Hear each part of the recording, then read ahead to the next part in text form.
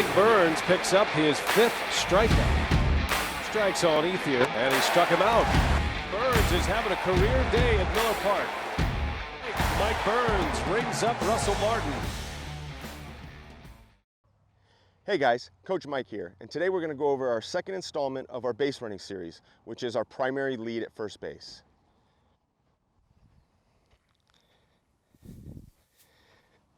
After the first installment, we've already established ourselves of either getting on base somehow, by hit, air, walk, hit by pitch, but we're now on first base. The first thing we do when we're on first base is we're going to pick up our third base coach. We're going to pick up our third base coach looking for the signs.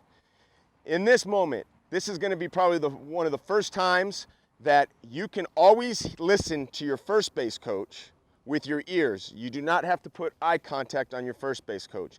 We never want to be making eye contact with our first base coach. We should be making eye contact with our third base coach for the signs. And then from there, we're picking up the pitcher with the ball. The pitcher's got the ball, so we want to keep our eyes on that ball after we get our sign. We can always be listening to our first base coach as we're watching the ball and our third base coach for the signs. Once we pick up the signs, the next thing we're going to do is, after he gives our signs, we're going to take a peek to where our outfielders are, but mainly our right fielder. We're going to take a peek at our right fielder. Where we want to really know where he's at is because when we take our lead, the right fielder is behind us. So when a ball's hit, it's hard to see where he's at. Center field and left field is in front of us. So as that ball's hit, we pick them up right away so we know where they're at. So we really want to know where that right fielder's playing. So we want to get on first base, we pick up our third base coach. We get our signs. We're going to peek now at our right fielder where he's at.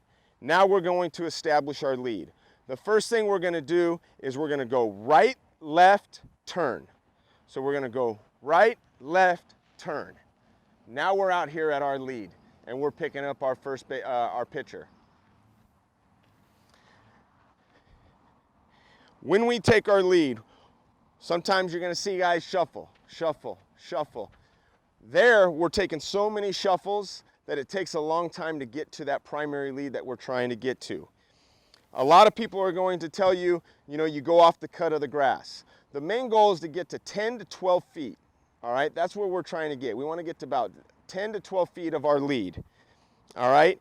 Some places have cut where the grass is at. Some you're playing on all dirt infields. Some cuts are bigger and some cuts are smaller, so it's hard to go off of that. The main thing is to already have your lead set on how you take your lead so you can take it every time, all right? The main thing is we're standing here on that edge of the bag and we're going right, left, turn. From here, if the pitcher decides to pick off, we are still close enough to where we can go back standing up. If you go back standing up, we want to go back standing up to the front portion of that bag because we're going to be standing up. Now, as that pitcher goes to make the throw, that first baseman's trying to work around us getting to the bag and that throw. So we're going to do it again. We pick up our signs, take a peek. We're going right, left, turn.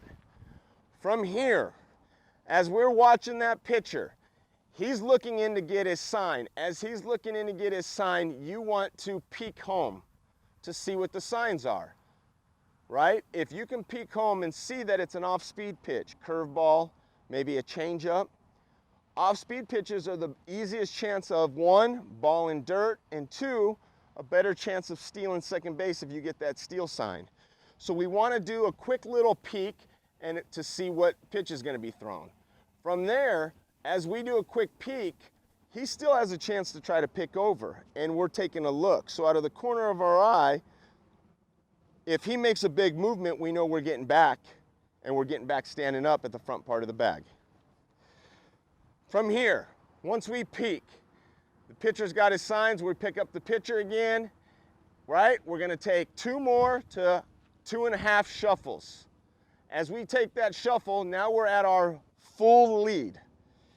All right, this is our full primary lead.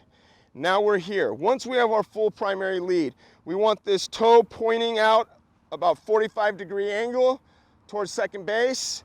We want our right foot drop back just a little bit because that helps clear our hips to where if we do steal, we can clear our hips and break towards second base. Our feet are here.